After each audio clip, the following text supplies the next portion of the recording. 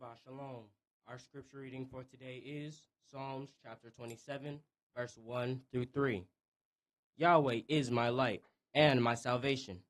Whom shall I fear? Yahweh is the strength of my life. Of whom shall I be afraid? When the wicked, even mine enemies, and my foes, came upon me to eat up my flesh, they stumbled and fell. Though an host should encamp against me, my heart shall not fear. Though war should rise against me, in this will I be confident. Shabbat Shalom, family. Our selection today, whom shall I fear?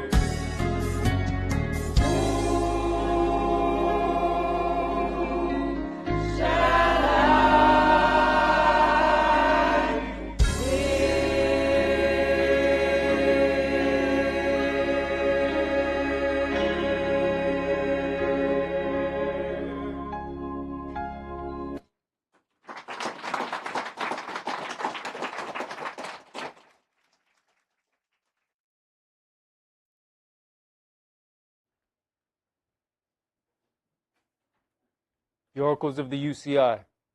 1 Peter chapter 4, verses 7 through 11. But the end of all things is at hand. Be you therefore sober, and watch unto prayer.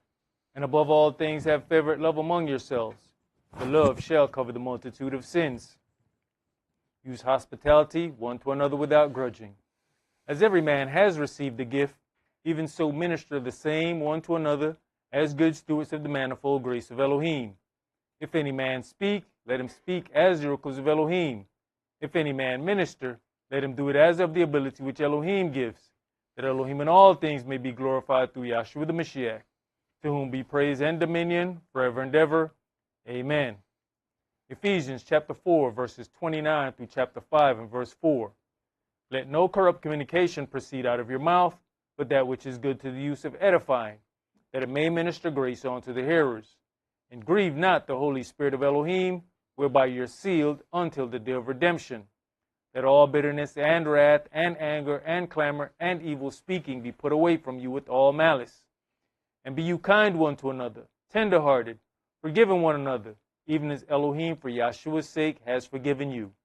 Be you therefore followers of Elohim, as dear children, and walk in love, as the Mashiach also have loved us, and has given himself for us an offering and sacrifice to Elohim for a sweet-smelling savor. But fornication, and all uncleanness, or covetousness, let it not be once named among you as becomes saints. Neither filthiness, nor foolish talking, nor jesting, which are not convenient, but rather giving of thanks. Ecclesiastes chapter 5, verses 1 and 2. Keep your foot when you go to the house of Elohim, and be more ready to hear, than to give the sacrifice of fools, for they consider not that they do evil. Be not rash with your mouth, and let not your heart be hasty to utter anything before Elohim. For Elohim is in heaven, and you upon earth. Therefore, let your words be few. Exodus chapter 23, verses 20 and 21. Behold, I send an angel before you to keep you in the way, and to bring you into the place which I have prepared. Beware of him, and obey his voice. Provoke him not, for he will not pardon your transgressions, for my name is in him. Revelations chapter 3, verses 20 through 22. Behold, I stand at the door and knock. If any man hear my voice and open the door, I will come in to him and will sup with him, and he with me. To him that overcomes will I grant to sit with me in my throne, even as I have also overcame and am sat down with my Father in his throne. He that has an ear, let him hear what the Spirit says unto the churches. All right, Shabbat Shalom. Shabbat Shalom. Which is peace on Yahweh's holy Sabbath day. Welcome to another holy convocation that Yahweh has enjoined unto us here in this body of Yahshua. Now, as we know, we are in the midst of our holy month that has several holy days in it. And I wanted to go through some things concerning the 8th day of Tabernacles. Now, the holy days go in order. As chronologically, the Day of Atonement is observed before the Feast of Tabernacles. And spiritually, you must be atoned for before you can tabernacle. This is why it is written, they sport themselves with their own deceivings while they feast with you. Without atoning, their gathering is merely the fleshly sporting of themselves. But if atonement is correctly observed, then tabernacling is achieved. And at the conclusion of tabernacles is ultimate perfection. Let's begin today's sermon in Leviticus chapter 23. And we're going to start that at verse 33. Leviticus chapter 23, and we're going to start at verse 33. And Yahweh spake unto Moshe, saying, Speak unto the children of Israel, saying, The 15th day of this 7th month shall be the Feast of Tabernacles for 7 days unto Yah. On the first day shall be an holy convocation. Now, it begins with a Sabbath, which is what we will be instituting tomorrow at sundown. But understand, if you read before that, atonement has just taken place. It's not just a situation of, it kind of went in this order just because. No, there is a spiritual connection to having this atoning process taken care of. Because at this point, this is where we get our sins, our slate cleaned. Then, when we tabernacle or gather, we are now gathering in righteousness. See, there's a whole lot of gatherings. There's a different kind of gathering when you're gathering in righteousness. This is the ultimate setup that Yahweh is putting together. Go ahead. You shall do no servile work therein. 7 days you shall offer an offering made by fire unto Yahweh. On the 8th day shall be an holy convocation unto you. Now, this is where things start to get interesting. If you look at all of the other setups, you're going to find 7 days. When you look at a lot of other instances, you're going to deal with this 7. When we get down to the last Holy Week, he has an 8th day in there. Now, why is there an 8th day? Every other situation has 7. We got 7 branches on this menorah. We got 7 golden candlesticks. We got 7 holy days. But in the 7th holy day, there's an 8th day. See, this is where you find a lot of other religions that have decided they're going to take part in this book, but still keep their own ways. This is where they kind of veer off to the left, because they're looking for something, not knowing that what they're trying to make up is already here. Go ahead.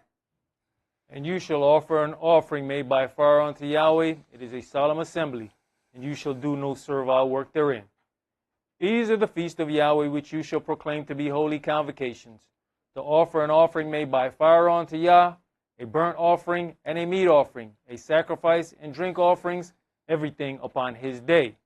Besides the Shabbats of Yahweh, and besides your gifts, and besides all your vows, and beside all your freewill offerings, which you give unto Yahweh. Now, verse 38, beside the Sabbaths of Yahweh, beside your gifts, beside your vows, beside all your free will offering. What we'll do is start trying to merge all these together. This is why you'll get questions about, can we do this on this day? No, because now you've merged that together. Now, you're going to do this, you got to do this on some other day. Now, you don't merge that with what he has set up for his day. Go ahead. Also in the 15th day of the 7th month, when you have gathered in the fruit of the land, you shall keep a feast unto Yahweh 7 days. On the 1st day shall be a Shabbat, and on the 8th day shall be a Shabbat. And you shall take you on the 1st day the boughs of goodly trees, branches of palm trees, and the boughs of thick trees, and willows of the brook. And you shall rejoice before Yahweh your Elohim 7 days. And you shall keep it a feast unto Yahweh 7 days in the year. It shall be a statute forever in your generations. You shall celebrate it in the 7th month. You shall dwell in booths 7 days. All that are Israelite born shall dwell in booths, that your generations may know that I made the children of Israel to dwell in booths, when I brought them out of the land of Egypt. I am Yahweh, your Elohim. All right. Go ahead and finish that last verse for me. And Moshe declared unto the children of Israel the feasts of Yahweh. Now, go back up to verse 41. And it says, and you shall keep it a feast unto Yahweh 7 days in the year. It shall be a statute forever in your generations. You shall celebrate it in the 7th month. A lot of times we are so caught up on what day we do something, we forget that there are certain things that says this must be done in this month and this must be done during this season of the year. So we will get caught up on days sometimes, and you have to consider it's not the same time everywhere in the world. It's night somewhere right now. So what we have to do is when we do something as a congregation together, that's what we try to focus on. But I remember it used to be a whole lot of debate whether you were going to keep Passover on this day or did you keep Passover on that day. The question is, was it in the right season? Well, move on. Why we keep discussing that? How long we going to go back and forth? You had people that left one congregation so they could go and keep the holy days with another congregation because they didn't like the days that they were keeping. And the bottom line is like 1 or 2 days different. Man, go back where you came from. And take that lamb with you. I don't know what the hell y'all doing over there. But you can take that little baby lamb back where you got. I don't know what you thought you were finna do with that over here. Let's go to Exodus chapter 13.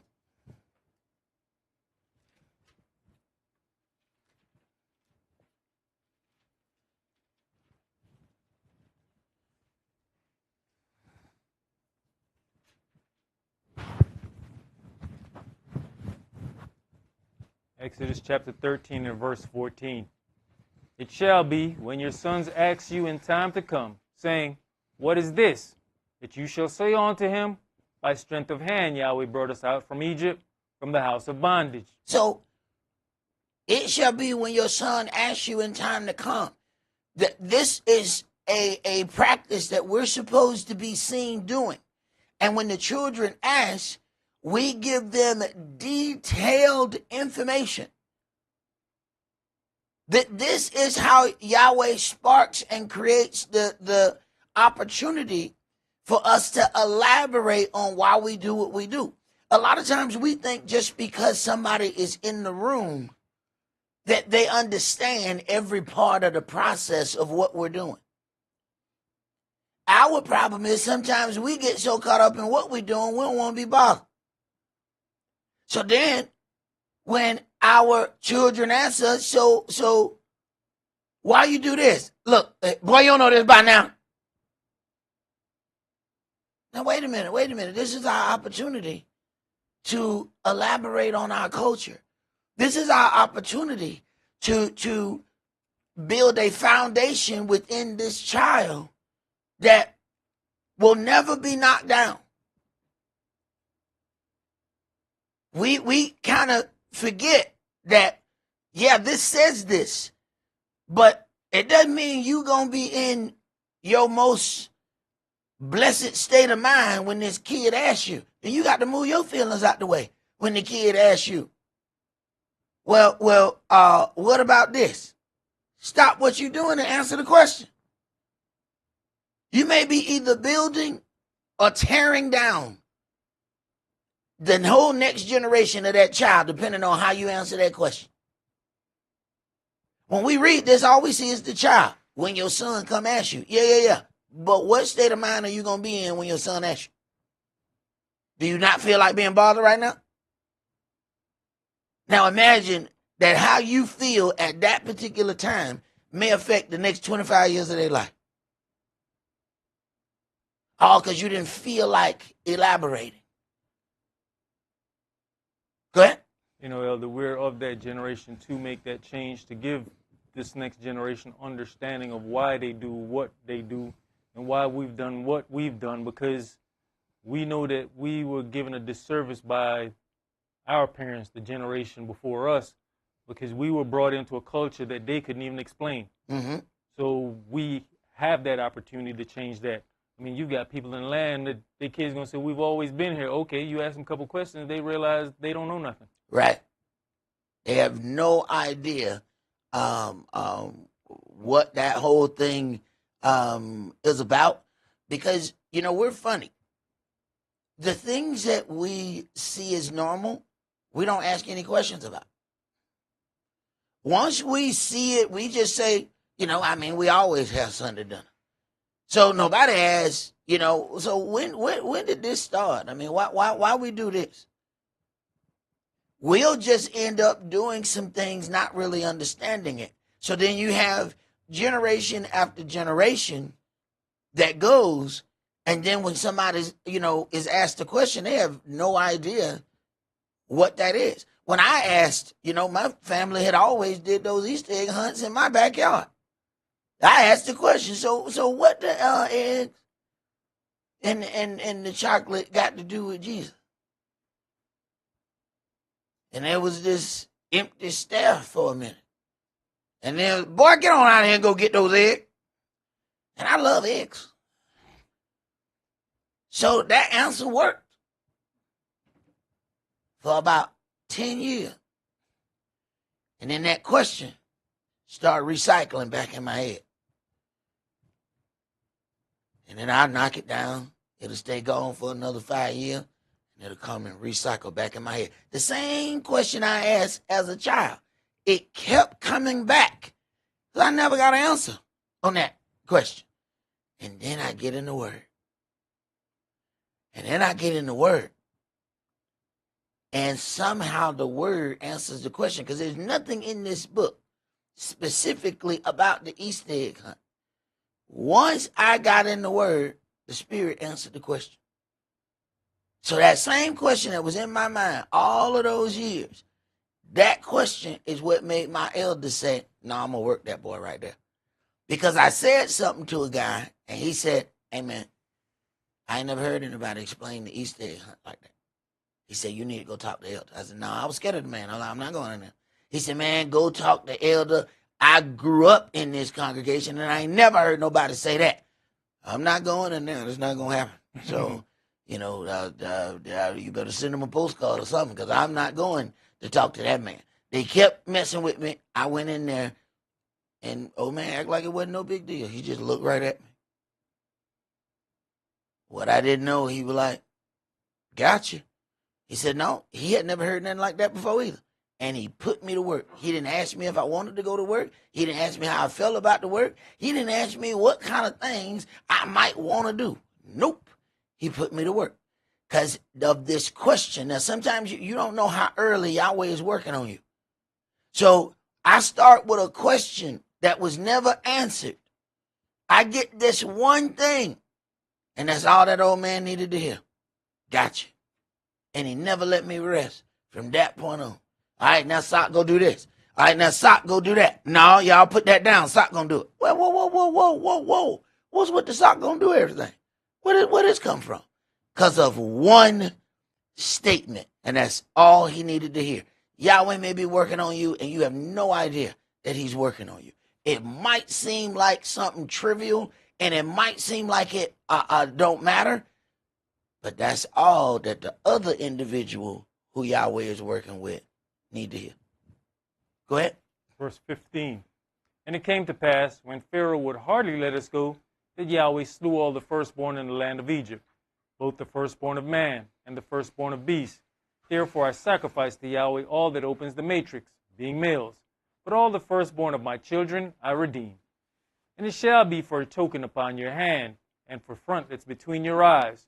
For by strength of hand Yahweh brought us forth out of Egypt. And it came to pass, when Pharaoh had let the people go, that Elohim led them through the way of the land of the Philistines. He led them not.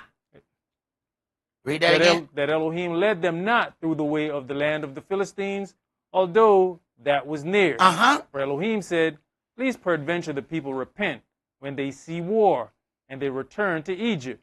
But Elohim led the people about through the way of the wilderness of the Red Sea, and the children of Israel went up harnessed out of the land of Egypt. There's something that I need you to pay attention to, that he didn't send them through the quick way. Man, this is part of the majority of all our problems. Because we think we got a quicker way to get what it is we're trying to get. All we got to do is cut through right there and I'm going to get it. And then you're going to see something that's going to discourage you so much along that way that you ain't even going to be in the Word by the time you get to the other side of that field. You think your way make more sense. Yahweh send you the long way because he know the long way is better for you. Don't go that way. Yeah, but I think these people are more intelligent. I'm telling you, you ain't going to have no spirit at all when that's done. Don't go that way. But we so smart. We so smart, we do some of the dumbest things. Now, intelligently, that's the shorter route.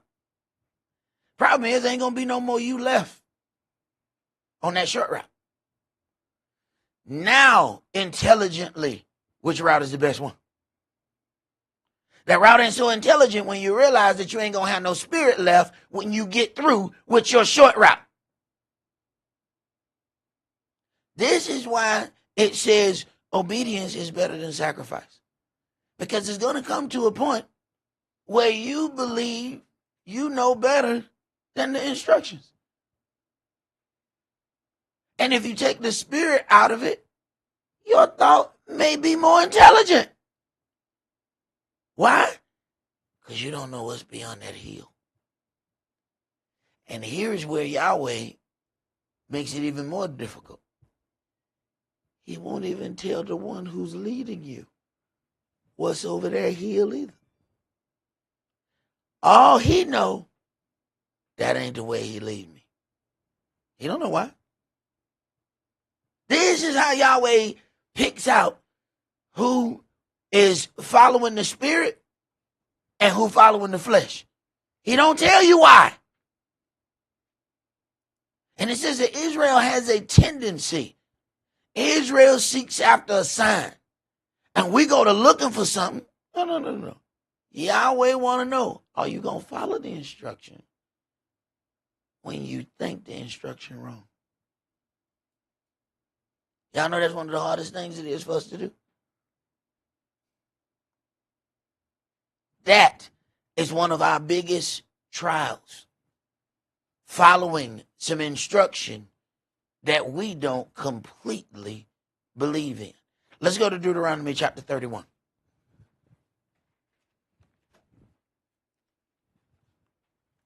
And what makes that interesting is we say that Yahweh is the creator of all things. This is what we say out of our mouth. How are you going to understand everything he's dealing with? How is that possible? So at some point, you're going to get to something that you don't understand when you're dealing with something as powerful as Yahweh. Now, have you given yourself the right to disobey?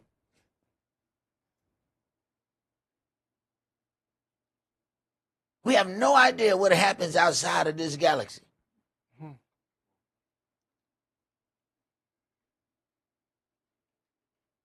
So once you get to that, no, Yahweh, I'm not going to do any of that because I don't understand that.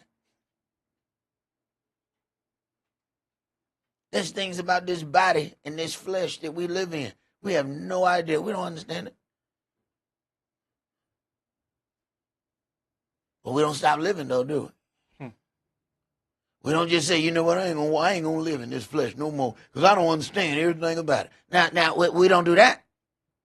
So then we got limits then. Deuteronomy chapter 31. I want you to read verses 9 through 13. And Moshe wrote this law, and delivered it unto the priests, the sons of Levi, which bear the ark of the covenant of Yahweh, and unto all the elders of Israel. And Moshe commanded them, saying, at the end of every 7 years, in the solemnity of the year of release, in the feast of tabernacles, when all Israel is come to appear before Yahweh your Elohim in the place which he shall choose, you shall read this law before all Israel in their hearing. Right. So then you read this law before all of Israel. This is what you do when you want people to follow the law. This wicked nation has laws that the books would fill up every part of this room, from the floor to the ceiling. How is anyone supposed to know all of those laws?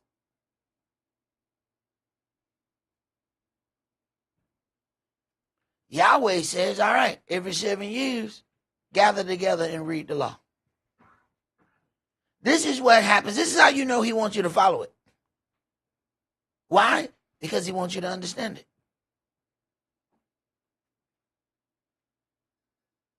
But you know what we do? We spend all our time in the prophets.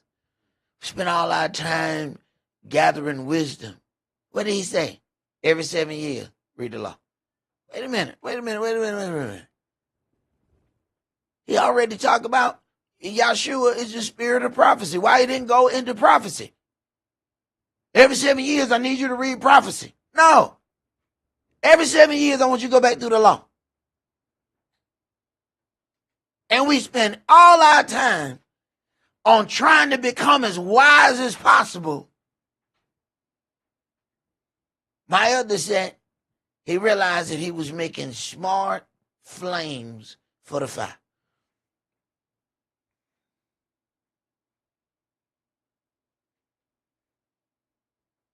Go ahead, bro. Gather the people together, men and women and children, and your stranger that is within your gate. Wait a minute. It's not just men, women, and children. Wait a minute. Oh, and the stranger, if they're going to reside in your land, they need to understand how to operate in your land. And we keep giving people passes. Well, you know they different. Well, they need to go stay wherever different is. Where different at? What is the zip code to different? 300, get the hell out of here. That's where you need to go stay. Because if you stay in here, I'm finna tell you what we gonna do. So you can go, you gonna stay in here? All right, well, this is what you need to understand. This is how we operate in here. We keep giving people passes, and when we do, they turn around and infect the rest of our house.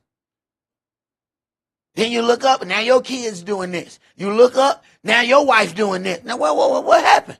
Because you let them lawless people in your house, and you didn't give them no rules to follow. Well, you know, they grown, and they already had their own ways. Well, I tell you what, I got a tent out back for grown people.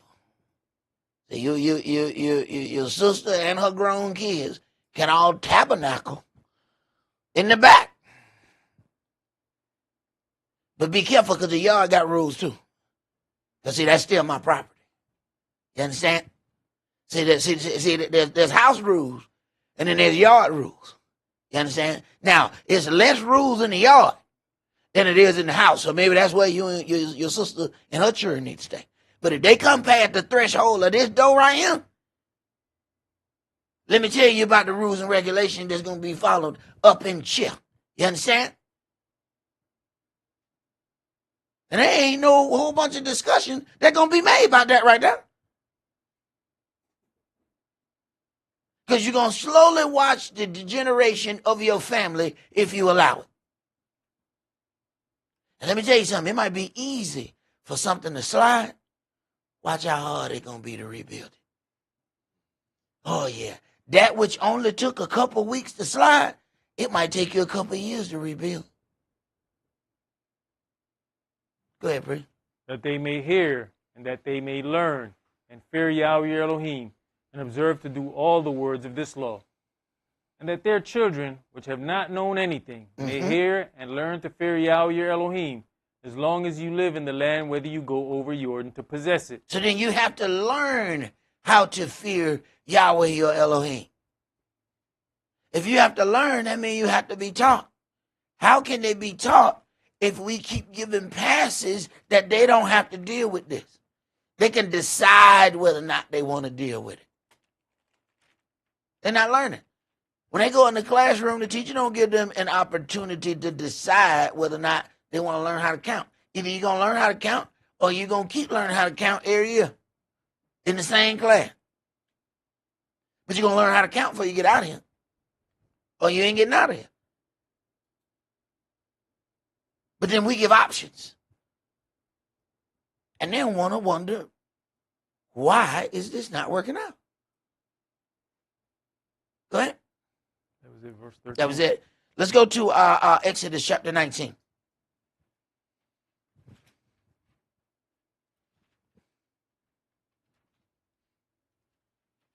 See, all of these options that we think we're being nice about, Yahweh is going to call us to the table on it. Start that at verse 1.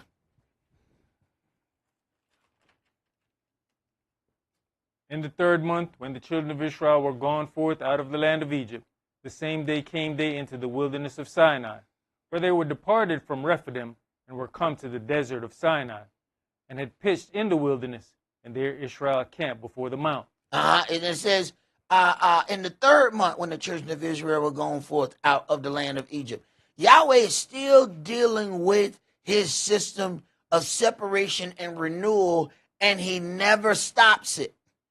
But you have to consider, if they take another route, are they still arriving at the time of separation?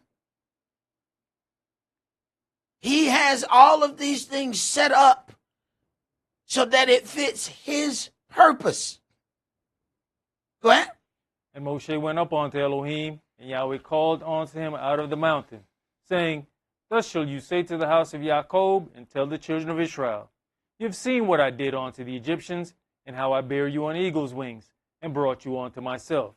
Now therefore, if you will obey my voice indeed, and keep my covenant. If you will obey my voice, but it ain't going to be his voice that you're hearing. You have to learn how to hear his voice through somebody else's mouth. Is it the word or is it not? Oh, to figure that out, that means you're going to have to get in the word too. So you have a whole lot of people say, that ain't the word of God. How you know? Because it's just where it feels. Oh, okay. So you ain't read nothing. Oh, okay. So you really don't have anything to base it off of. Just it don't remind you of nothing that you heard growing up. Okay. But in the proof of his word, you got to get in there too. Okay. Go ahead. Then you shall be a peculiar treasure unto me above all people, for all the earth is mine. And you shall be unto me a kingdom of priests and an holy nation. Not a tribe of priests.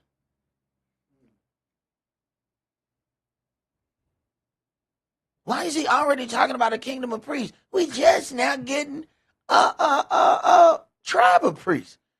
He already on the next page.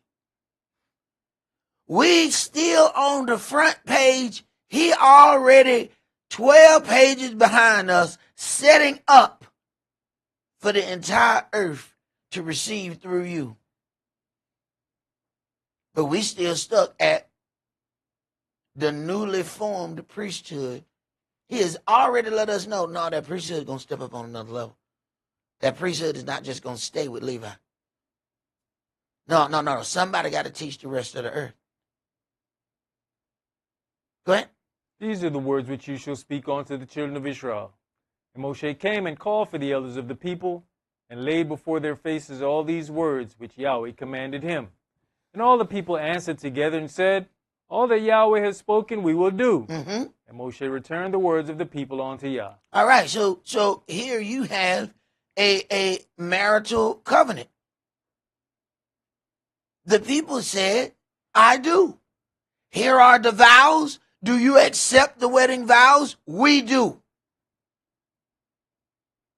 We accept the vows.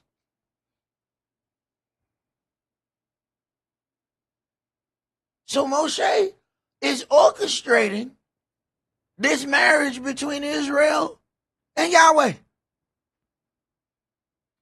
All right, I read to them the vows. They said they do. Go ahead. And Yahweh said unto Moshe, Lo, I come unto you in a thick cloud, that the people may hear when I speak with you, and believe you forever. And Moshe told the words of the people unto Yahweh. And Yahweh said unto Moshe, Go unto the people, and sanctify them today and tomorrow, and let them wash their clothes. Right. These people need to believe you because you're going back and forth between me and them. They can't behold the power of Yahweh and not be harmed because of where they are in their spirit. So they need to believe that I sent you. Well, that means I'm going to have to make some changes in your life now.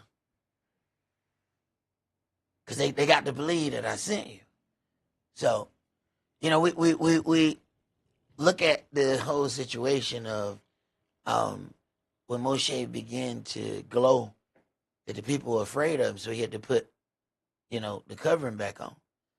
It never does discuss what he did when he went in his tent. Like, what happened with his wife? Did she We don't even discuss. Okay, what kind of marital problems Do they call? Can you turn that light out? No, baby, that's my face. I can't even go to sleep with you in here. The whole room glowing. What? We ain't even discuss or think about what kind of problems might your spirit be causing when you go home to your house. We already know it caused problem outside his tent. But what kind of problem did it cause in the tent?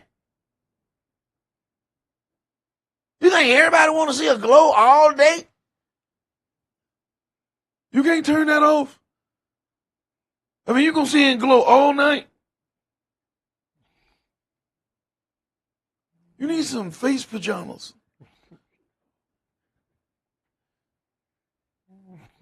Okay.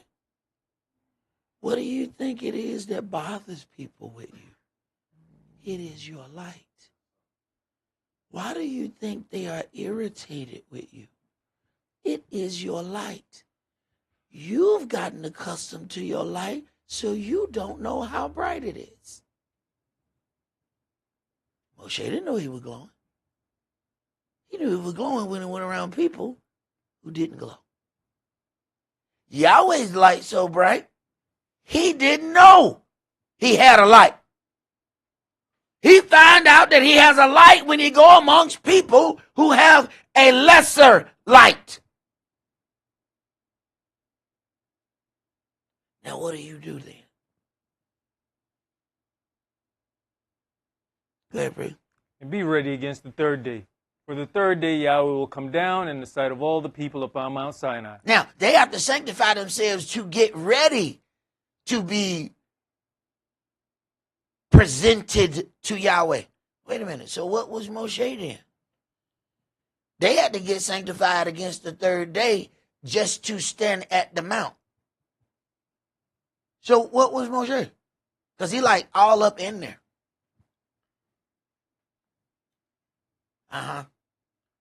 What was he? Matter of fact, he's taking a servant with him. The next leader, Joshua, what was he? What was his sanctification? These other people got to be sanctified against the third day to stand at the bottom of the mountain. What's going on with them two? Why they all up and through there? How they walking all up in there? All right, Yahweh, what? Okay, we're going to do this. Wait a minute. What is their sanctification level?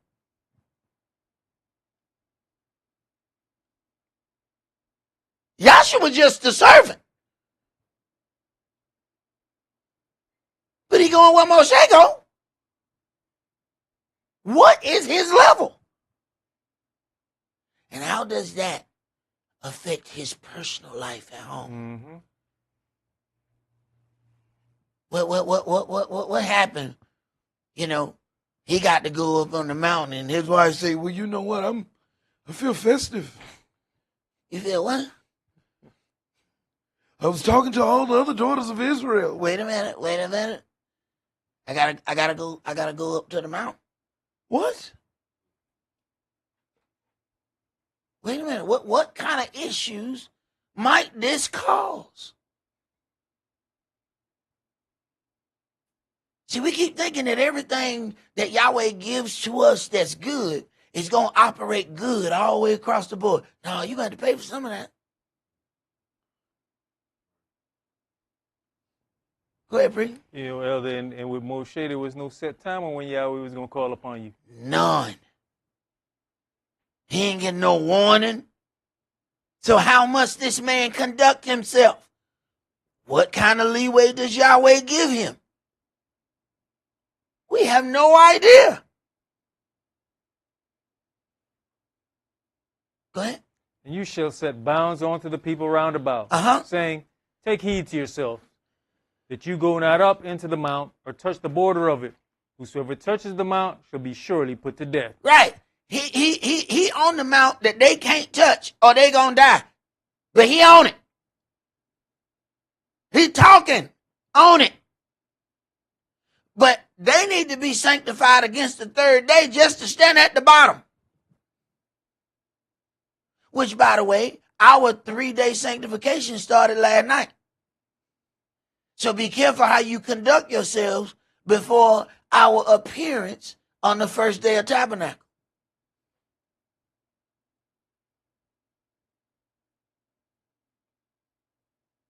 Go ahead, Pri.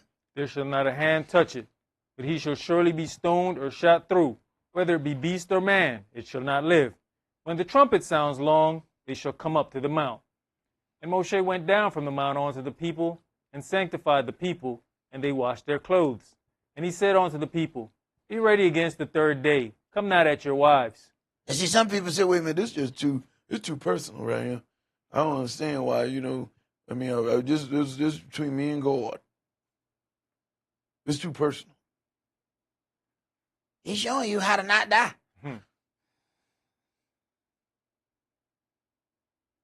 Aaron received instructions. Look at him. Don't go in unto Elohim at all times. Make sure you got this on, this on, this on, this on, and go in with an offering. Don't go in empty-handed, and make sure you got this on. Oh, and by the way, make sure you have the mitre on. What's that? Your head cover. Do not go to Yahweh with your head uncovered. Check that out. Go ahead. And it came to pass on the third day in the morning that there were thunders and lightnings and a thick cloud upon the mount, and the voice of the trumpet exceeding loud, so that all the people that was in the camp trembled. And Moshe brought forth the people out of the camp to meet with Elohim, and they stood at the nether part of the mount. And Mount Sinai was altogether on a smoke, because Yahweh descended upon it in fire, and the smoke thereof ascended as the smoke of a furnace, and the whole mount quaked greatly. Right. Yahweh need to make this display so they understand now what Moshe's saying real. Now Moshe really did meet with him.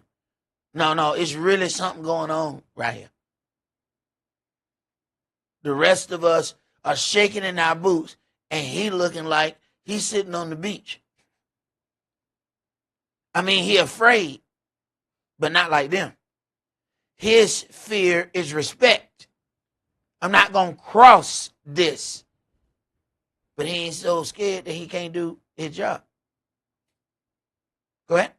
And when the voice of the trumpet sounded long and waxed louder and louder, Moshe spake, and Elohim answered him by a voice. And when the voice of the trumpet sounded long and waxed louder and louder, Moshe spake. Wait a minute. Not Yahweh spake. It got louder and louder and more frightening. In the greatest part of the fear, Moshe spake. Then Yahweh answers by a voice. You got to know what you're standing on. When that trumpet waxes louder and louder, and then you're going to open your mouth, you better make sure that you pretty well spoken for.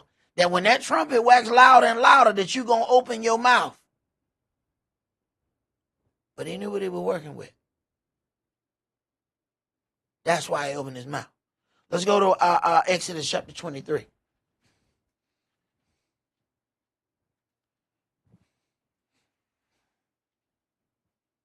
It says what? Keep your mouth when you go to the place of Elohim, that your words be few. All right. He go in the presence of Elohim. You better make sure you got it going on. You going to open that mouth. Exodus 23, and I want you to read verses 14 through 17. 3 times you shall keep a feast unto me in the year. You shall keep the feast of unleavened bread. You shall eat unleavened bread 7 days, as I commanded you, in the time appointed of the month of Bib. For in it you came out from Egypt, and now shall appear before me empty. And the feast of harvest, the first fruits of your labors, which you have sown in the field, and the feast of ingathering. Feast of ingathering is also called Tabernacles. Go ahead. Which is in the end of the year, when you have gathered in your labors out of the field. 3 times in the year, all your males shall appear before the Adonai Elohim. All right. So then we have this set that this is why we make those appearances or what we look to as our instruction. But when we get in Job, we see in the first 2 chapters the angels make an appearance. Our example of a prayer says, let it be done on earth as it is in heaven. Wait a minute. It says Melchizedek is a priest of the Most High. Wait a minute. So they got heavenly priesthood? They have heavenly appearances? It must have been pretty strong because Lucifer came back to back. All the angels, the sons, make their appearance. No matter what they off into, when it's time to make an appearance, they showed up. So think about then what would be the expectation for us? If Lucifer comes to Yahweh without being empty-handed, he has an offering if he's showing up. What is our expectation if even Lucifer followed? Sometimes I don't think we be thinking. Because, all it takes for us to, we get a new outfit and a new car, and all of a sudden we got a reason not to make our appearance. Lucifer makes his appearance. You need to just sit down and meditate on that for a minute.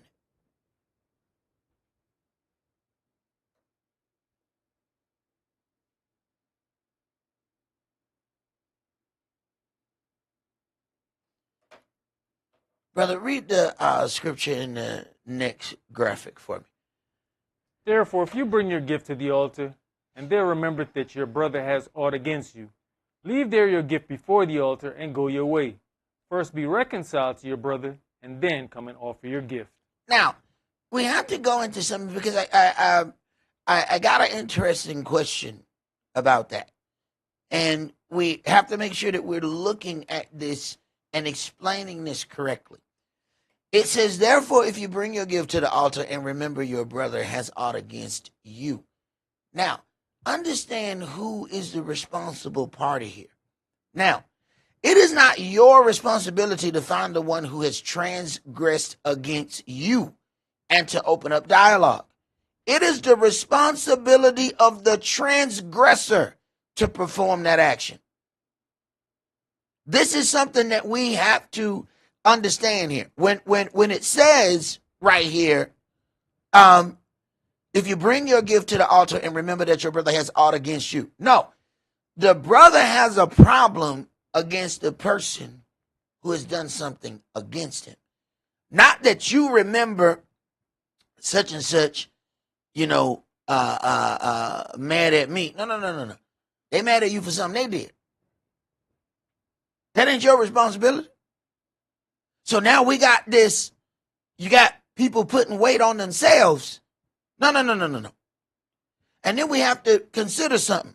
So you then get to the understanding, because if we have already dealt with this in the beginning, your brother sinned against you, you told him, they said they don't really want to deal with that. You have no more responsibility in that. They know what you have said. They decided that they weren't going to deal with it. Now come atonement. It ain't your responsibility to go running around finding them. They already know what it is. They decided that they're not going to do with that. So then that makes them, when they show up at atonement, they sporting themselves with their own deceivings. Why? Because they didn't take care of their business and they know the business was out there. And you got folk that have shown up year after year, did not take care of any of that business, and every last one of their feast appearances was sporting themselves with deceivings.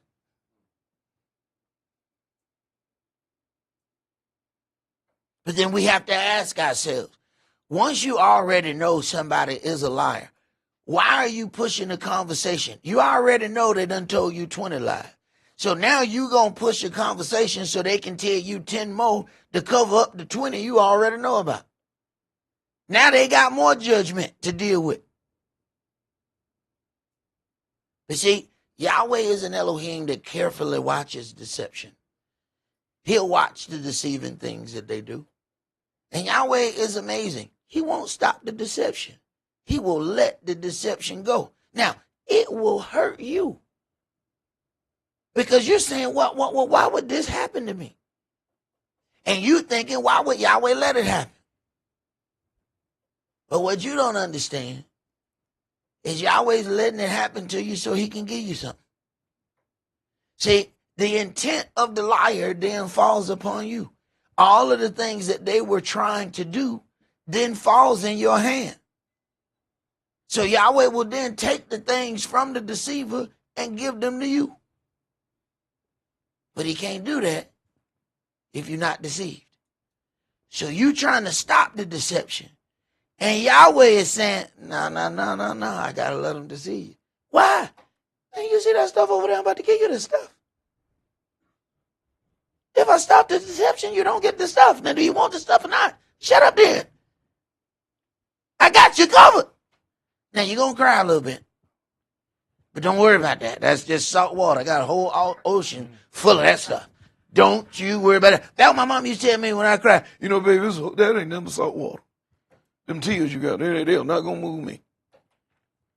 The ocean full of it. Matter of fact, when we go on vacation, I'm going to show you. You tell them, you know, that tastes just like my tears. Yep, that's why I don't pay them no mind.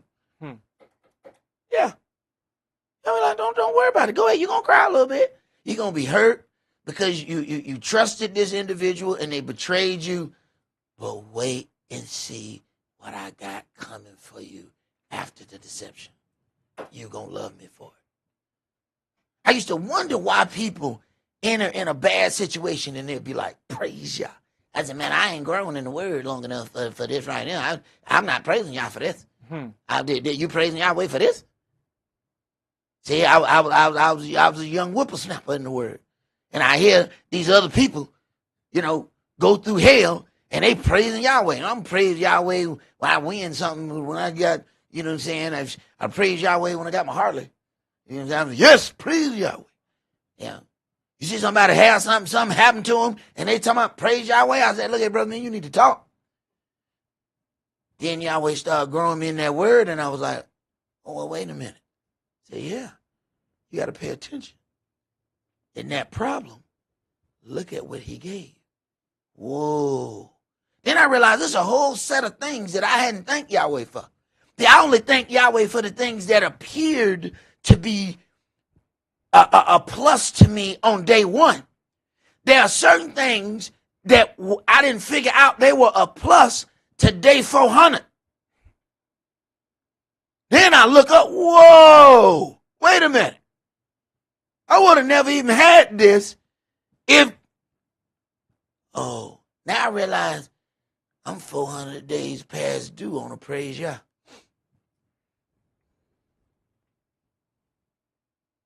I'm 400 days past. It done took me over a year to figure out I was doing that so I can bless you, boy. And I ain't said thank you damn time.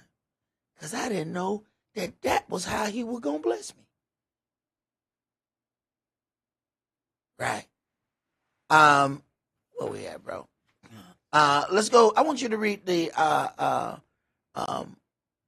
next graphic. Read that scripture from 2 Peter 2. And shall receive the reward of unrighteousness, as they that count it pleasure to riot in the daytime. Spots they are and blemishes, sporting themselves with their own deceivings while they feast with you. So then, as we know, within the spiritual fulfillment of tabernacles, we have atonement that happens first, and then we tabernacle. So then we have issues that we've not dealt with. We leave them on the table, and then we still tabernacle. Yeah, we have a good time. We go do the karaoke. We go watch the movies. We go and have a good time all that week. But some of us are tabernacling in righteousness, and others are sporting themselves with their own deceivings because they're sitting right next to an individual that they have not fixed something with. And the fault lies with them because they know what they did. Sporting ourselves with our own deceivings, but we still enjoy all the festivities. That's a problem. Let's go to Yohanan chapter 6.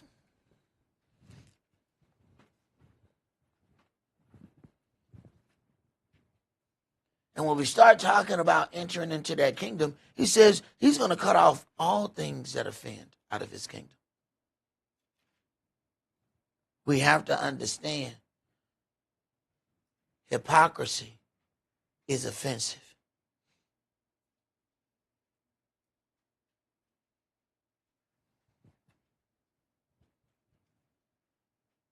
He didn't say everything that makes a mistake, he gonna kick out of his kingdom.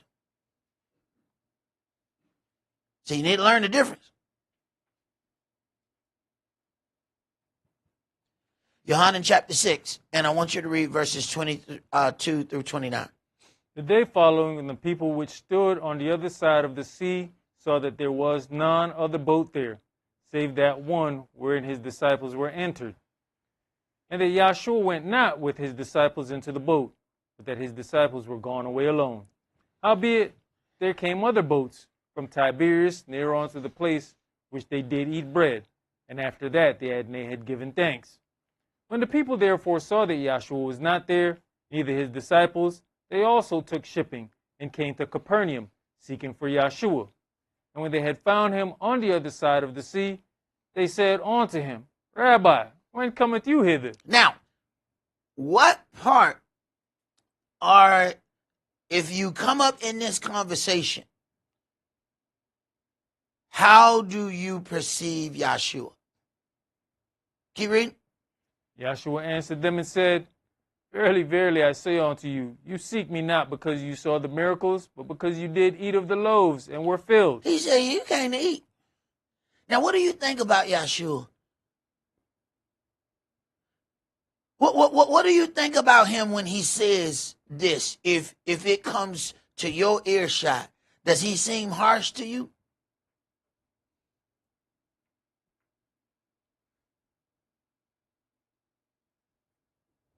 Go ahead. Labor not for the meat which perishes, but for that meat which endures unto everlasting life, which the Son of Man shall give unto you. For him has Elohim the Father sealed. Then said they unto him, What shall we do that we might work the works of Elohim? Yahshua answered and said unto them, This is the work of Elohim, that you believe on him whom he hath sent. Right. Now, what if our problem of belief is that we don't want to deal with he whom he has sent? Now we have a whole nother issue. Let's go to 2 Samuel chapter 16. And now Yahweh will allow some things to come up to help you not believe. Now, why in the world would Yahweh help you not believe?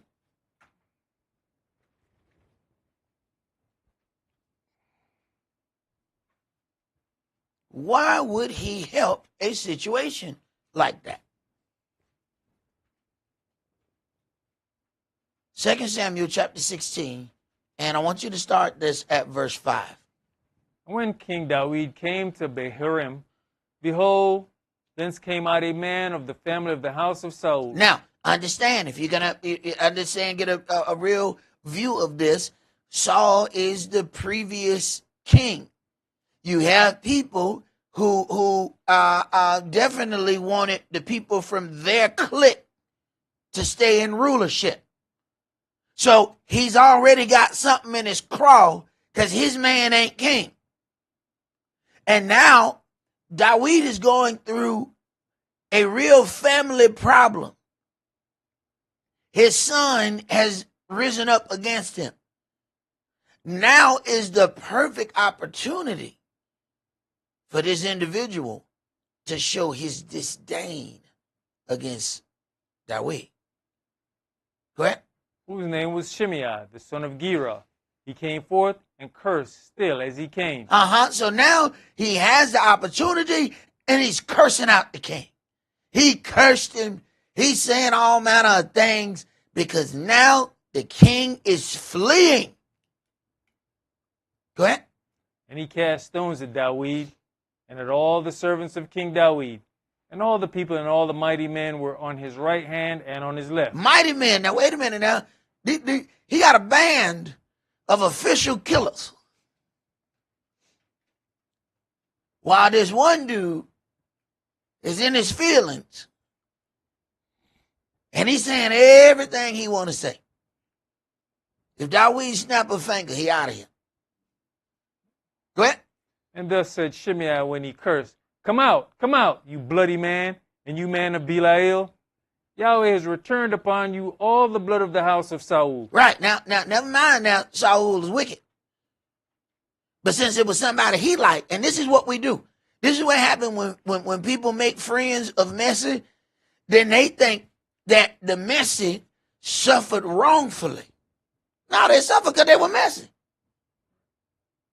But because Messy was our friend, now we have a problem with the individuals that Yahweh used to deliver that righteousness. So now because of Dawid's problem, now they get to openly show their disdain. Go ahead. You know, if this man is bold talking about come out. Now, if all these mighty men turn back, what you going to do? Go back. Oh, ain't no doubt. Ain't no doubt. Go ahead. In whose stead you have reigned, and Yahweh has delivered the kingdom into the hand of Absalom, your son. Now, you have reigned in that man's stead.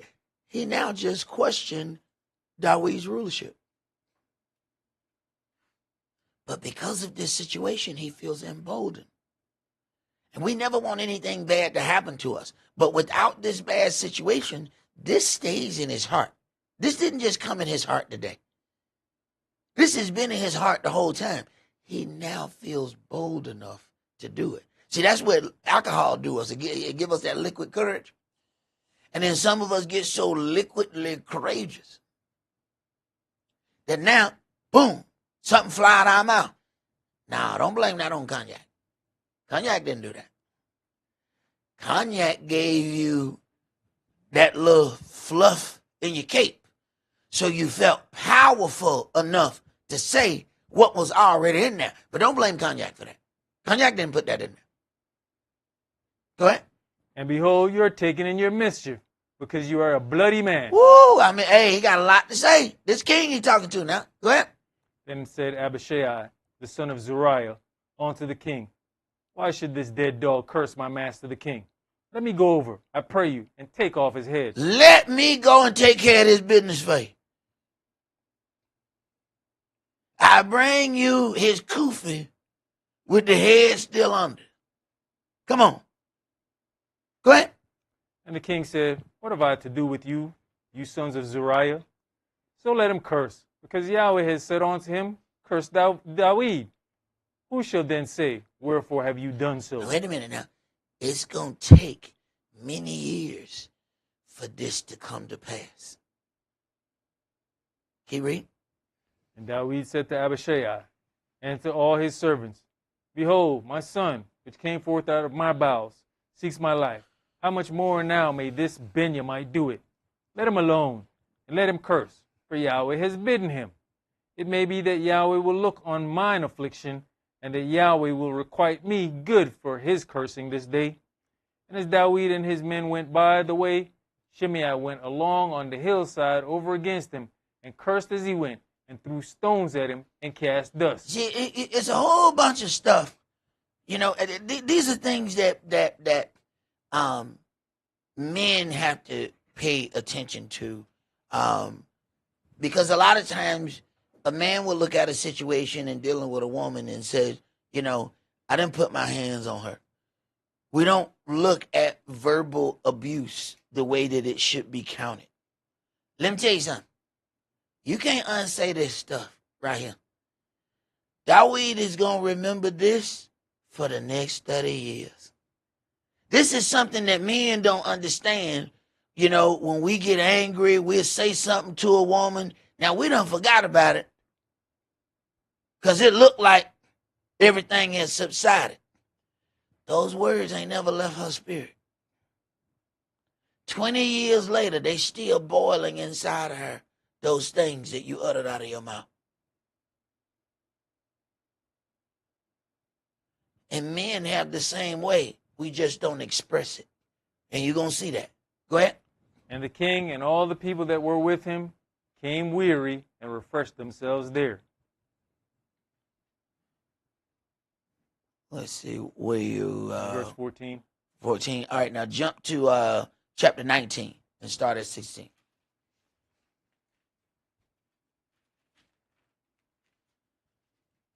Verse 16. Mm-hmm.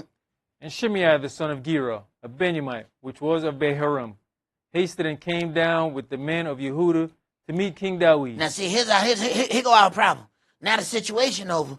Now this is the man who done cursed.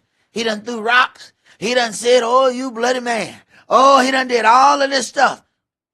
And now Yahweh has restored Dawid. Uh-oh. Uh-oh. See, now we have a situation where we now deal with the difference between having a sin set aside and having a sin atoned for. Now, we're about to get into something.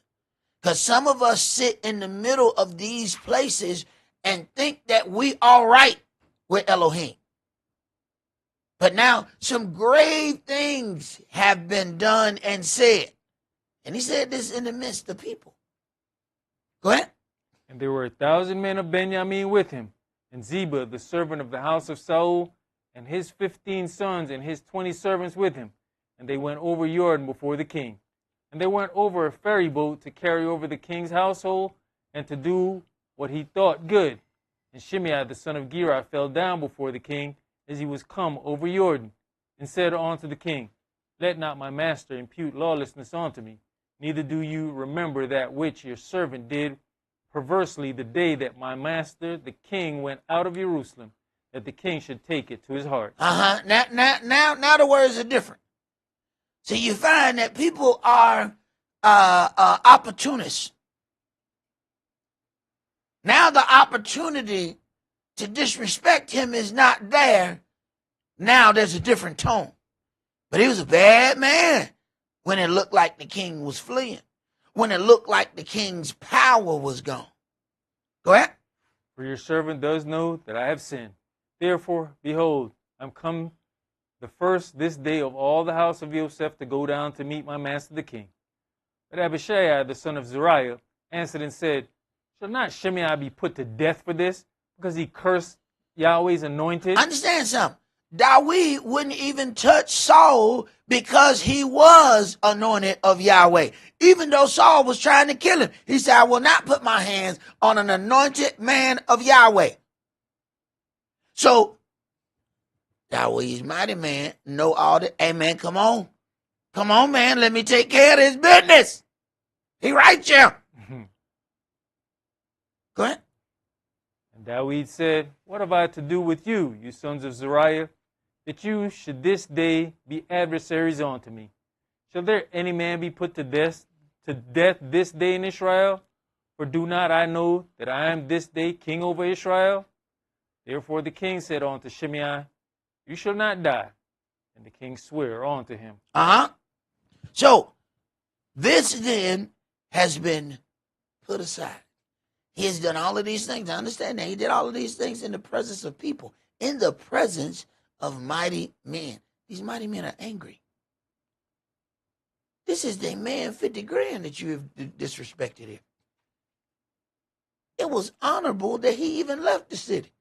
Because those mighty men would be like, hey, man, look, man, I know you don't want me, but, give me 2 hours. I'll bring your son head back on the platter right now. And we can go ahead and end that tonight. Ain't nobody got to move. Ain't nobody got to move. Just tell me I can go take care of this business. And your boy out of here. So they already know this man is different when it comes down to honor. They want to do this for him. Let's go to 1 Kings chapter 2. 1 Kings chapter 2, and I want you to start at verse 36. And the king sent and called for Shimei, and said unto him, Build you a house in Jerusalem. Now, understand what's happening now. You have now a change of power. Dawid has handed off the power to Shlomo. But now, Dawid remembered what was said and done against him. He told the man, you should not die. The whole time Dawid was alive. But now we got a problem. There's a different king. Now he tell, all right, now look, I'm about to go away from here. Remember that man that cursed me. Now, he gives his son, the king to be, instructions. Now he done gone all this time. All this time it is lying dormant. All the cursing, the rocks he done thrown, all the stuff that he has done to this anointed servant of Yahweh. And he has lived his life. But now the bill about to come due. Go ahead. You know, Elder, you also look at that situation as Dawid knows that he's going to be passing away. But you still got, even with the apology, a root of bitterness that can come and affect your kingdom. It is a deep root of bitterness, because when you look at the situation, it's, hey, Dawid was coming in being restored. He said, look, we're going to mar the restoration of the kingdom if we start this off by executing those that have done wrong. We're going to keep this joyous occasion going, and we're going to pardon those individuals so that we can set up ourselves in full righteousness and keep this spirit going. But it was Dawid that brought this back to Shlomo. He starts mentioning the stuff that Joab did. Joab killed a man that he shouldn't have killed. He said, go take care of that business. No, they were protected as long as I live. But at my death, they are no longer protected. Interesting. How many things that we think Yahweh has completely wiped off and forgotten, and he just waiting on one event to bring back all of those dealings. And our issue is we haven't atoned for them, so they're just floating out there. But we think they must be done away. They must be forgotten. Nothing has happened because of them. And he's just waiting. Keep reading. And the king sent and called for Shimei, and said unto him, Build you a house in Jerusalem, and dwell there, and go not from thence anywhere. Now, you still have some leeway. So the king has died. Now you had all of this free time to move about. Your free time is gone. Now, we're going to get to a statute in the law, and you find out that this is the statute flipped around. So now, the king has died whom you cursed. See, we don't understand the power of what we have done when we curse something. You say, oh, no. You have given over a certain amount of ability when you did it. Because you got to be careful who that is you're cursing. So now, he is being told, go and stay in that house. Don't come out of it. Go ahead. For it shall be that on the day you go out and pass over the brook Kidron. All right, you got a certain amount of space. Don't come out of that space. Go ahead. You shall know for certain that you shall surely die. Your blood shall be upon your own head. Uh-huh. And Shimei said unto the king, The saying is good. As my master the king has said, so will your servant do. Mm-hmm. And Shimei dwelt in Jerusalem many days. And it came to pass at the end of 3 years that two of the servants of Shimei ran away unto Achish, son of Micaiah, king of Gath. And they told Shimei, saying, Behold, your servants be in Gath. Wait a minute. 3 years. You know, it don't take long for us to feel like we done got past something. Now, he's already gotten away all of these years, the life of King David. Now it's 3 years after the death of King David. And now this situation has presented itself. And he wants those servants back. Go ahead. And Shimei arose and saddled his ass and went to Gath to Achish to seek his servants. And Shimei went and brought his servants from Gath, and was told slow-mo that Shimei had gone from Jerusalem to Gath and was come again. And the king sent and called for Shimei and said unto him, Did I not make you swear by Yahweh and protested unto you, saying, Know for certain on the day you go out and walk abroad anywhere that you shall surely die? And you said unto me, The word that I have heard is good. Why then have you not kept the oath of Yahweh and the commandment that I have charged you with? The king said moreover to Shimei, You know all the wickedness which your heart is privy to. You know all the wickedness which your heart is privy to. Wait a minute. All them words that proceeded out of his mouth. What do you do to a wicked individual who spread forth lies? You cut off their ability to speak to the people. Go over there, stay in your house, and don't come out. Go ahead. You know, in certain situations, you would think that you got home safely because you went out and made it back. And you made it back in. Man said, no. No. It has been testified that you left. Go ahead. That you did it to Dawid my father. Therefore Yahweh shall return your wickedness upon your own head, and King Shlomo shall be blessed, and the throne of Dawid shall be established before Yahweh forever. So the king commanded Benaiah, the son of Jehoiada. Wait a minute. One of those mighty men. You know they wanted to kill him from the beginning, right? Mm-hmm. You know they've been itching to kill him. They've been itching to kill him the whole time. They probably used to have a tall cup of ale talking about, man, I sure wish I could kill Shimei. Boy, I tell you, pour me another drink. Boy, I wish I could kill him. They've been toiling over this for years.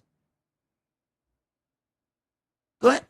Which went out and fell upon him, that he died, and the kingdom was established in the hand of Shlomo. Now, it took this amount of time for atonement to be made for cursing the king. He felt like he was justified. He's been able to live his life. But let's then go and read the statute where all of this comes from. Let's go to Numbers chapter 35. You know, elders, we're going there. At the end of this, it also said, and the kingdom was established in the hand of Shlomo. So if this wasn't done, what would have been the status of the kingdom? Right. Yahweh. Remember when Miriam spoke against Moshe? Moshe tried to protect her. Yahweh said, She had to be set apart. If her father had but spit in her face, would not she have been set apart? No. She had no business speaking against you. I'm taking care of this business. All right, Yahweh said, no. I tell people, you ain't got to worry about the man. You got to worry about that man standing behind the man. I may say to some folk, no, I'm not worried about it. I ain't the person you got to worry about. It's that guy. He goes, no, what way, son? No, I got this. Oh, no, I'm going to show this knuckle here. No, they're going to eat those words. No. Yahweh didn't like it. So Yahweh just paused. But Yahweh made him eat every last one of those words that he decided he was going to speak against his servant. Go ahead, Bruce. These 6 cities shall be a refuge both for the children of Israel and for the stranger and for the sojourner among them, that every one that kills any person unawares may flee thither. All right, so then there are cities of refuge. Wait a minute. They gave this guy a house of refuge. Even though he had cursed the king, build you a house and stay there. Why? Because you tried to verbally kill the king of Israel with your words. Go ahead. Verse 16. And if he smite him with an instrument of iron, so that he die, he is a murderer. The murderer shall surely be put to death. And if he smite him with the throwing of a stone, wherewith he may die, and he die, he is a murderer. The murderer shall surely be put to death. Or if he smite him with an hand weapon of wood, wherewith he may die, and he die, he is a murderer. The murderer shall surely be put to death. The revenger of blood himself shall slay the murderer. When he meets him, he shall slay him. So what we have here is there's a separation between an accident and intentional doing. See, when you utter words out of your mouth, that was intentional. Those words didn't accidentally come out. Now, once Dawid was restored, he comes back, lay it not to heart. All of a sudden, now he want to act like it's an accident. See, this is the difference between when people standing in their power, then when they get in a circle of their peers, when it's time to have a meeting, all of a sudden their mouth don't open. Well, you were bold standing on that hill. You said a whole lot of things. Now you face to face with the anointed servant of Yahweh, and you ain't got them same words. Dawid let it go. Yahweh didn't. So sometimes we may be lured into some form of confidence because the person standing before you said, I forgive you. Well, that's all fine and dandy. Now you got one more forgiveness. Him. And if he says no, you finna have to deal with that. We just think that that is always in the hand of the individual. No, it's not. When Yahweh said no, they work for me. They don't get to tell you certain things. I speak for them. It's like when a police officer came at the old camp and wanted to get Rebecca license. He said, well, ma'am, you got a license? Now she ain't got no license. I got license with her face on it. Not in my license. No, because that's mine, so the license is mine. So I know I may not look like I wear high heels, but I own some. Why? Because I own them that she got on. So don't talk to her. Talk to me. Ma'am, you got light. Boy, what didn't I tell you? What I tell you? Don't talk to her. She ain't got no license. So I know when you get her license, you're going to punch it in that computer. It's going to forever be in that computer. You can put me in the computer because I'm on the computer.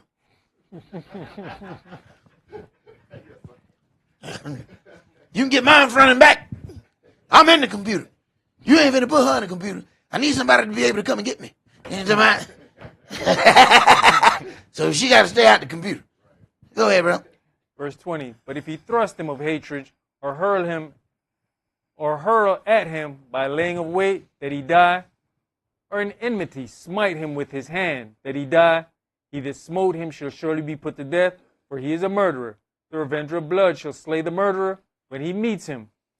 But if he thrust him suddenly without enmity, or have cast him upon anything without laying of weight, or with any stone wherewith a man may die, seeing him not, and cast it upon him, that he die, and was not his enemy, neither sought his harm, then the congregation shall judge between the slayer and the revenger of blood according to these judgments. And the congregation shall deliver the slayer out of the hand of the revenger of blood, and the congregation shall restore him to the city of his refuge, whither he was fled. And he shall abide in it unto the death of the high priest, which was anointed with the holy oil. Wait a minute. The high priest that's anointed, he is protected until the death of the high priest. Wait a minute. Shimei cursed the anointed leader of Israel. As long as he stayed in the house. Now, he was already protected and was able to move freely. At the death of the king by whom the high priest shall proceed through his loins. Uh-oh. Now Yahweh started turning stuff and start dealing with stuff differently. Now, he operates this opposite. Now, at the death of this king, who would give birth to the high priest, because the body of Yahshua would be where that spirit of Israel would reside. Now, he is now confined to this house of refuge. And he's protected as long as he don't leave. He's fine. He can live as long as he don't leave. Go ahead. But if the slayer shall at any time come without the border of the city of his refuge, whether he was fled, and the revenger of blood finds him without the border of the city. The revenger of blood is a whole nother king. Did you not understand? You cursed one king and gave an opportunity to the other king. See, this is where we don't understand the power of our words. And see, we have things that help us not understand that. We got Instagram. We got all of these other social media platforms that we don't understand the power of those words. Those words can get you seriously in hot water. Go ahead. You know, even when it says the revenger of blood, it didn't say it has to be one of his kin, because we know the mighty man want to revenge that blood. Oh, man, they wanted it bad. They wanted it bad. Go ahead. And the revenger of blood find him without the borders of the city of his refuge, and the avenger of blood kill the slayer. He shall not be guilty of blood. He shall not be guilty of blood. Wait a minute. So this is illegal murder then. So this is the righteous example of purge. Wait, he said, no, he ain't no been living. Go ahead. Because he should have remained in the city of his refuge. He should have remained. See, keep in mind, David's fleeing the city as he's cursing him. His punishment, now you can't go out the city. Oh, man, you got to look at how Yahweh does things. People feel so free to do whatever that is. But your punishment is going to be wrapped up in all the details of what you've done and how you did it. Go ahead. Until the death of the high priest. But after the death of the high priest, the slayer shall return into the land of his possession. All right. So then we understand that there's certain sins that even the person that you've sinned against does not have the full power to forgive. If Yahweh gets into that business, his thing overrides everything. They said that your boy Baby Oil Combs had already set a speaking engagement because he just knew he was getting out. The judge said, no. I know what they brought forth, but now I say you got to spend some time in jail. Now, he stopped being boastful. Then he started begging because he realized, this don't look like it's going to go in my favor. You know how arrogant it is? He in jail. He already set a speaking engagement. He set a date. He told him, deliver the baby oil to this address. He done already had it. Okay, well, wait a minute. There's somebody over those individuals that you did wrong. All right. Yahweh can at any point say, I reject that. But Yahweh, they said they repent. Yeah, I know. But I also know the heart of that individual who's standing before you lying, saying that they repent. I'm not going to accept it because I know them. No. What you think he did to Pharaoh? No, I'm not letting him repent. He done got away with doing this to y'all for this long? No. Let's go to Leviticus chapter 14.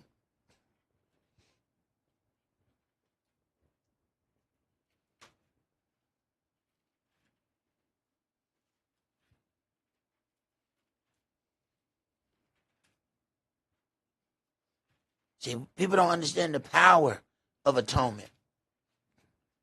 See, we're more interested in Passover. See, a lot of festivities happen on Passover. You know, people want to be a part of that, not understanding. You don't deal with atonement right, you have messed up your tabernacles. Do you understand the tabernacle is synonymous with being with the Messiah in the sabbatical kingdom? Do you understand that?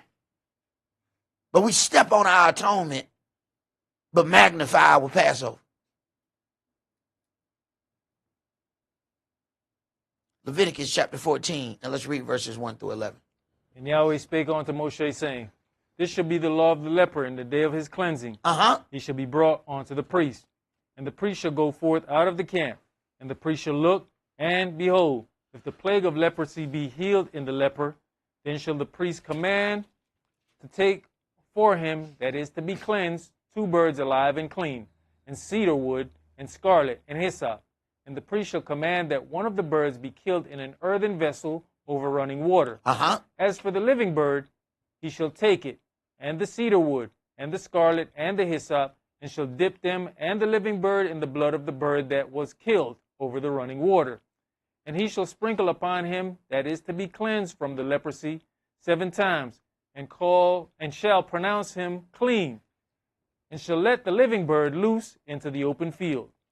And he that is to be cleansed shall wash his clothes, and shave off all his hair, and wash himself in water, that he may be clean. And after that he shall come into the camp, and shall tarry abroad out of his tent 7 days. But it shall be on the 7th day that he shall shave all his hair off his head, and his beard, and his eyebrows.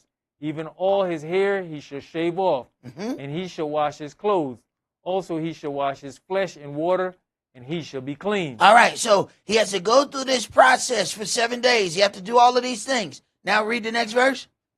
And on the 8th day he shall take 2 he-lambs without blemish, and on 1 ewe lamb of the first year without blemish, and 3/10 deals of fine flour for a meat offering, mingled with oil, and 1 log of oil. And the priest that makes him clean shall present the man that is to be made clean, and those things before Yahweh at the door of the tabernacle of the congregation. So understand what happened. All right, so verse 9. But it shall be on the 7th day that he shall shave off all of his hair, of his head, his beard, his eyebrows, even all of the hair he shall shave off. And he shall wash his clothes. Also he shall wash his flesh in water, and he shall be clean. Now that he's clean. Verse 10. And on the 8th day, wait a minute. We only have 1 set of holy days that has this 8th day. So there's something that is now available after the cleansing process. This stuff is not available. He can't do this until he get cleansed. There's order here. Okay? Go to Leviticus chapter 15 and start that at 1. And Yahweh spake unto Moshe and unto Aaron, saying, Speak unto the children of Israel, and say unto them, When any man has a running issue out of his flesh, because of his issue he's unclean. Now, the first one was dealing with a leper. Go ahead. And this shall be his uncleanness in his issue, whether his flesh run with his issue, or his flesh be stopped from his issue, it is his uncleanness. Every bed wherein he lies that has the issue is unclean, and everything wherein he sits shall be unclean. And whosoever touches his bed shall wash his clothes, and bathe himself in water, and be unclean until the even. And he that sits on anything whereon he sat that has the issue shall wash his clothes, and bathe himself in water, and be unclean until the even. And he that touches the flesh of him that has the issue shall wash his clothes, and bathe himself in water, and be unclean unto the even. And if he that has the issue spit upon him that is clean, then he shall wash his clothes, and bathe himself in water, and be unclean until the even. And what saddle soever he rides upon that has the issue shall be unclean. And whosoever touches anything that was under him shall be unclean until the even. And he that bears any of those things shall wash his clothes, and bathe himself in water, and be unclean until the even. And whosoever he touches that has the issue, and has not rinsed his hands in water, he shall wash his clothes, and bathe himself in water, and be unclean until the even. The more you read this, the more you understand cleanliness is next to godliness. See, they didn't explain this to us when we were children, but it sounds like somebody used to read this book. This is before the prosperity doctrine.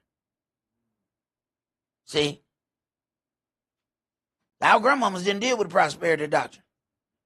No. This came after them. Go ahead. And the vessel of earth that he touches, which has the issue, shall be broken, and every vessel of wood shall be rinsed in water. And when he that has an issue is cleansed of his issue, then he shall number to himself 7 days for his cleansing, and wash his clothes, and bathe himself, and bathe his flesh in running water, and shall be clean.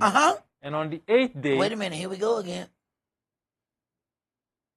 All this time we've been dealing with the 8th day. We need to understand what the 8th day is.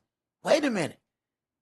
This is after the period of the cleansing. Now you have this again. Here we go with the 8th day. Now what you have to offer can be offered and accepted by your Elohim. Go ahead. And on the 8th day he shall take to him 2 turtle doves or 2 young pigeons, and come before Yahweh unto the door of the tabernacle of the congregation, and give them unto the priest. Wait a minute, now he can approach unto Yahweh. Go ahead. Should be go to 15. And the priest shall offer them, the one for a sin offering and the other for a burnt offering, and the priest shall make an atonement for him before Yahweh for his issue. Now, the atonement is now made. Wait a minute. Atonement is not possible during the 7 days. Atonement is only possible on the 8th day. Why? Now he has been completely cleansed. Now his offering can be accepted. There are some things that we are taking place in that we may not fully understand, but Yahweh is still cleansing you even though you don't fully understand. You know, you don't have to understand to be clean. You know, when a baby has soiled his diaper, he really don't understand that you washing him. You know, it don't mean that he not clean just because he don't understand what clean is.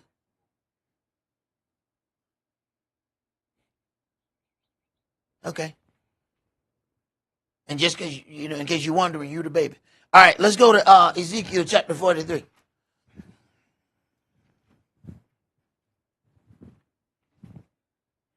You know, it comes a time when that soiled diaper, that baby don't want it on him anymore. Yeah.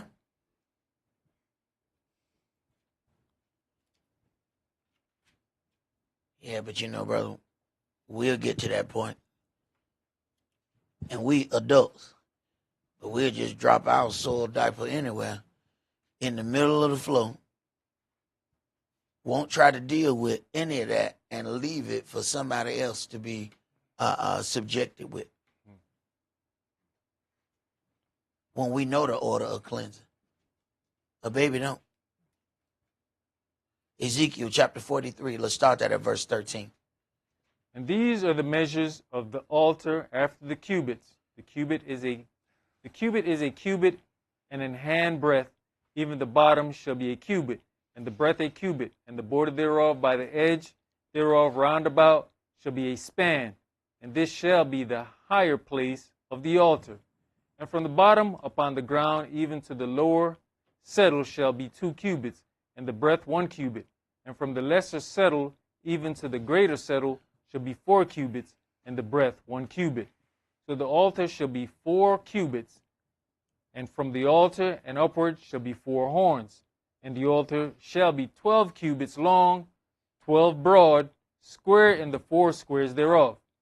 And the settle shall be 14 cubits long and 14 broad in the 4 squares thereof. And the border about it shall be half a cubit. And the bottom thereof shall be a cubit about. And his stairs shall look toward the east. And he said unto me, Son of man, thus says the Adonai Elohim, these are the ordinances of the altar in the day when they shall make it, to offer burnt offerings thereon, and to sprinkle blood thereon. Mm-hmm. And you shall give to the priests, the Levites, that be of the seed of Zadok, which approach unto me, to minister unto me, says the Adonai Elohim, a young bullock for a sin offering. And you shall take of the blood thereof, and put it on the four horns of it, and on the four corners of the settle, and upon the border round about. Thus shall you cleanse and purge it. You shall take the bullock also of the sin offering, and he shall burn it in the appointed place of the house without the sanctuary.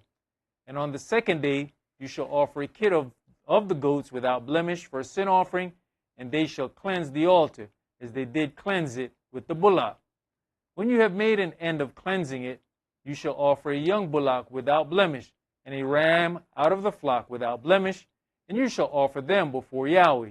And the priest shall cast salt upon them, and they shall offer them up for a burnt offering unto Yahweh.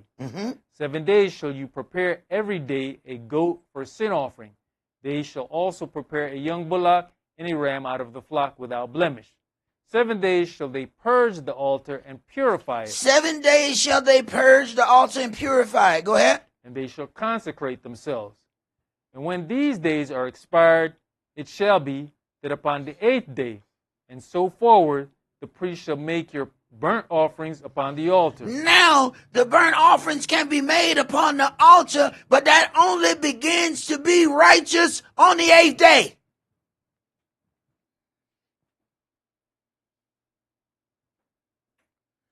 But we just think, when Yahweh was setting the holy days, he kind of miscounted on Tabernacles, and he made 8 days instead of 7. He might have went to sleep one of those days and miscounted. No, it was always in the foundation. We go from the law, we go to the prophets. It was always there. Go ahead, bro. And your peace offerings, and I'll accept you, says the Adonai Elohim. Wait a minute, I'll accept you. Wait a minute. The 8th day is acceptance. When you get circumcised? 8th day. Oh, on the 8th day. Oh, okay. All right. Let's go to Revelation chapter 20. No, Yahweh has some things going on. Just because you don't understand them don't mean that they're not so.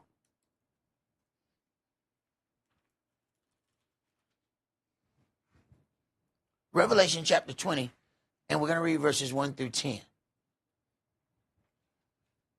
And I saw an angel come down from heaven, having the key of the bottomless pit and a great chain in his hand. And he laid hold on the dragon, that old serpent, which is the devil, and Satan, and bound him 1,000 years, and cast him into the bottomless pit, and shut him up, and set a seal upon him, that he should deceive the nations no more, till the 1,000 years should be fulfilled. And after that, he must be loosed a little season. Now, a lot of things we look at and we say, well, I don't understand. Why don't he just kill the devil and it be over with? Now, within this whole process of cleansing, there were things that had to go throughout that whole week.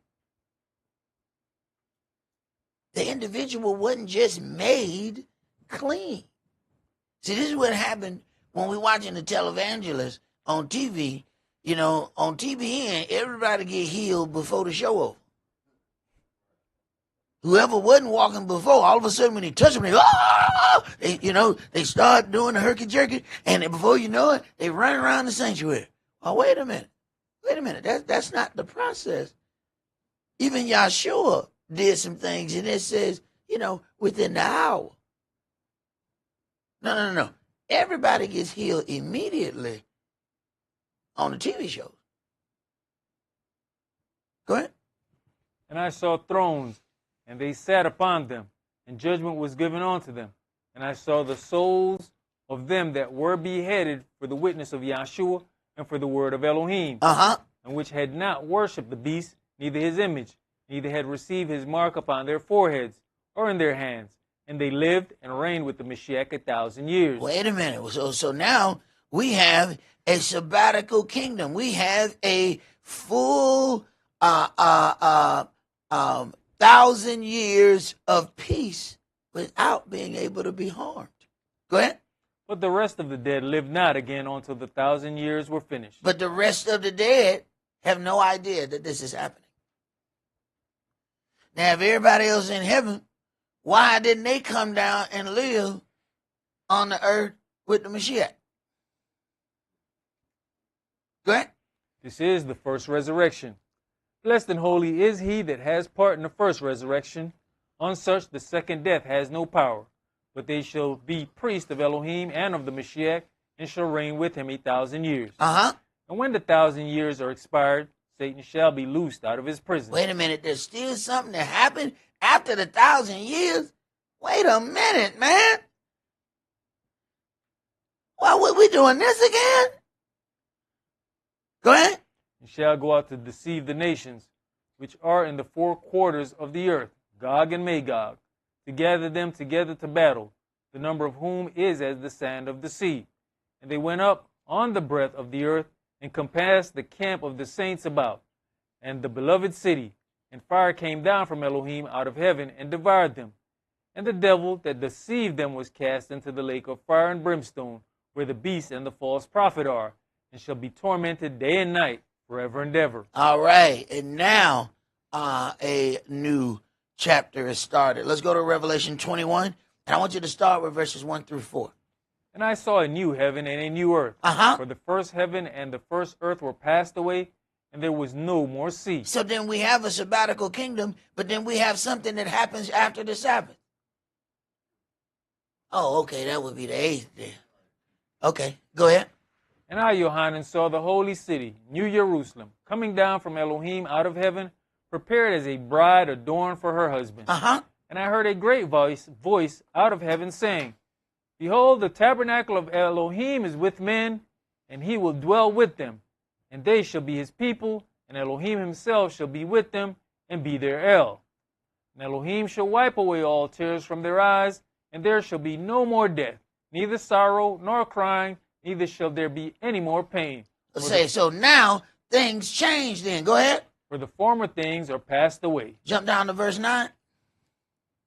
And there came unto me one of the 7 angels which had the 7 vials full of the 7 last plagues, and talked with me, saying, Come hither, I will show you the bride, the Lamb's wife. Uh-huh. And he carried me away in the spirit to a great and high mountain, and showed me that great city, the holy Jerusalem, descending out of heaven from Elohim. Descending out of heaven from Elohim. So understand, these days that we keep, they're not just days. You don't understand what you're taking part in, and those that disrespect it don't even understand what they disrespected. But just like the one that cursed David, when it come down to it, they'll be on bended knee, begging for an opportunity to enter that which they have previously disrespected. Remember, keep yourselves, because there is an appearance that we have to prepare for, which will be on Sunday night. All right? Remember the Sabbath to keep it holy. Shabbat shalom. Shabbat shalom.